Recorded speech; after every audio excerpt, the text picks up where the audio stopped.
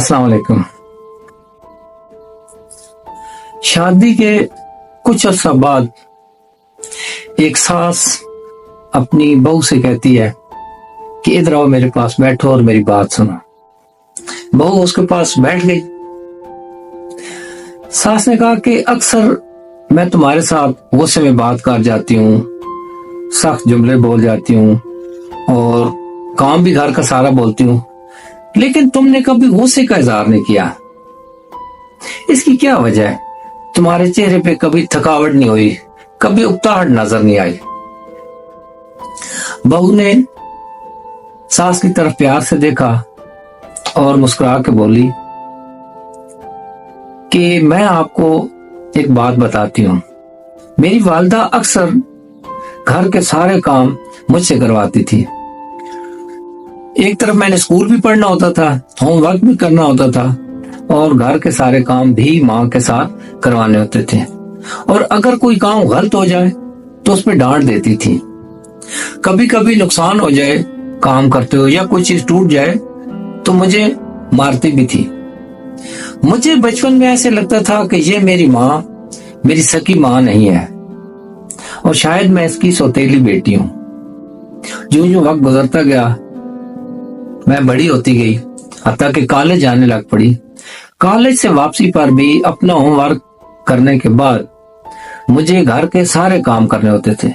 मुझे ऐसे लगता था कि जैसे मैं बड़ी होती जा रही हूँ तो मेरी जिम्मेदारियां भी बढ़ती जा रही हैं। फिर कुछ अर्सा बाद उनकी बहू आ गई।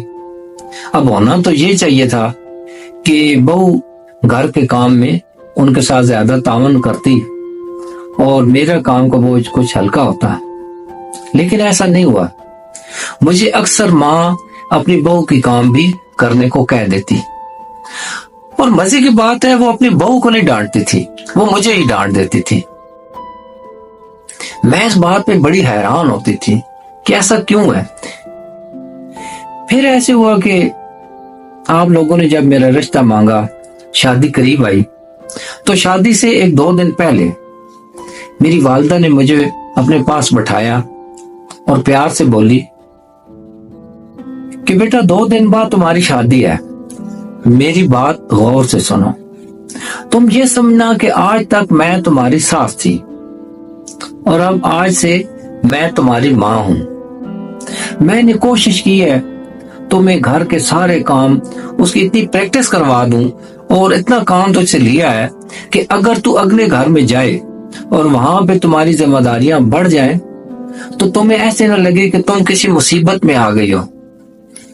तुम परेशान ना हो जाओ, तुम घबरा न जाओ, क्योंकि ससुराल में इंसान को अपने हिस्से के काम करने पड़ते हैं, क्योंकि औरत का वही असल अपना घर होता है।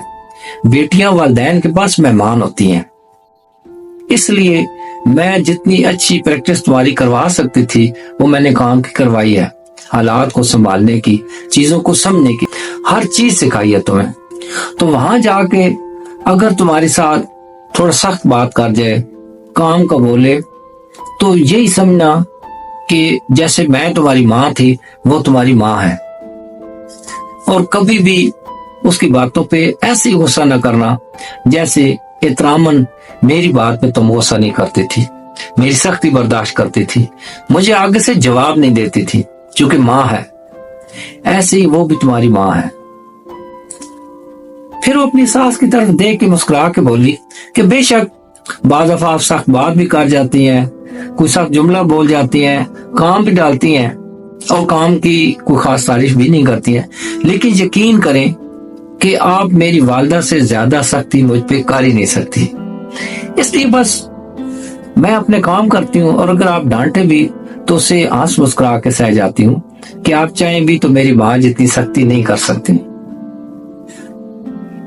मेरा ये वाक्य सुनाने का असल मकसद ये है कि बेटियां जब पैदा होती हैं तो अक्सर वो वालिदैन की लाडली होती हैं और खुसूसी तौर पर वालिद की लाडली होती है। वालिद अक्सर अपने बीवी को कहता है कि मेरी बेटी से काम न लिया करो, ये लाडली है, ये मेहमान है, वगैरह वगैरह। लेकिन दर हकीकत वो हम बच्चियों से लाड नहीं कर रहे होते हैं। दर हकीकत ان کی آنے والی زندگی کے لیے ہم مشکلات اکٹھی کر رہے ہوتے ہیں۔ دیکھیں ایک لڑکی ہے، سارا دن والدین کے گھر میں اس کو کوئی کام نہ ڈالا جائے، اسے سخت بات نہ کی جائے، وہ لاڈلی ہے۔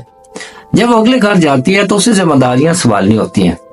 اب ساس اسے تھوڑا سا کام کہے تو پھر وہ اس کو ساس نظر آنے لگ پڑتی ہے، یار یہ تو ساس ہے، یہ ماں نہیں ہے، یہ تو سخت ہے، وہ اسے ظالم نظر آنے لگ پڑتی ہے۔ ایسا نہیں ہے، کرتی ہے بعض دفعہ ساس جو ہے وہ سختی بھی زیادہ کر جاتی ہے، لیکن اکثر ایسے نہیں ہوتا ہے۔ وہ اس کو بتا رہی ہوتی ہے کہ اس طریقے سے میرے بیٹے نے صبح ڈیوٹی پر جانا ہے تو میں صبح اٹھنا ہوگا۔ اب جب وہ والدین کے گھر میں 9 بجے 10 بجے 11 بجے اٹھے گی اور اپنے گھر میں شوہر کو ڈیوٹی پر بھیجنے کے لیے اسے صبح 5 یا 6 بجے اٹھنا پڑے گا، تو وہ جب بات ساس کہے گی تو ظاہر ہے پھر ساس تو ظالم ہوگی یا سسرال وہ برے ہو گئے۔ یہ لاڈ نہیں ہے، یاد رکھیں، یہ بچیوں کو اس طریقے سے پالنا اور بڑا کرنا یہ لاڈ اور پیار نہیں ہے، یہ اس کے ساتھ زیادتی ہے۔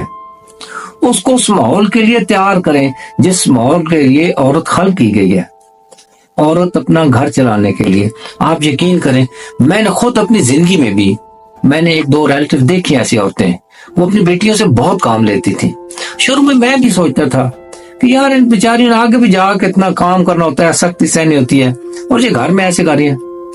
لیکن میں نے دیکھا ہے وہ اگلے گھروں میں جا کے وہ خوش ہیں، اور وہ اگلے گھر والے بھی ان سے خوش ہیں کہ یار ایسے تو ہم بھی گھر کو نہیں سنبھالتی تھی جیسے یہ ہماری بہو نے آ کے سنبھال دیا۔ یہ بالکل بھی یاد رکھے لاڈ نہیں ہے، یہ بالکل بھی لاڈ نہیں ہے۔ دیکھیں آپ مثلاً پرندے دیکھیں، پرندے ہیں وہ جو بہت اونچائی پر گھونسلے بناتے ہیں، وہ وہاں بھی اپنے بچوں کو اڑنا سکھاتے ہیں، وہ اوپر سے نیچے پھینک دیتے ہیں، اور بچے اپنی جان بچانے کے لیے جب پروں کو پھیلاتے ہیں تو تب وہ اڑنا سیکھتے ہیں۔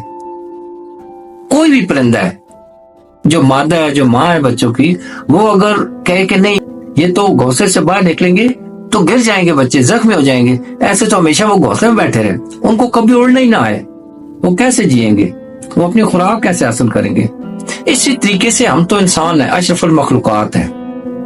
ہمارا لاڈ، ہمارا پیار، ہماری محبت بچوں کے لیے یہ ہونی چاہیے کہ انہیں زندگی میں آنے والی سختیوں کے لیے خود تیار کریں، بجائے کہ وہ زمانے کی ٹھوکریں کھائیں، وہ مختلف حادثات سے گزریں، مختلف پریشانیوں سے گزریں اور پھر جا کے سیکھیں۔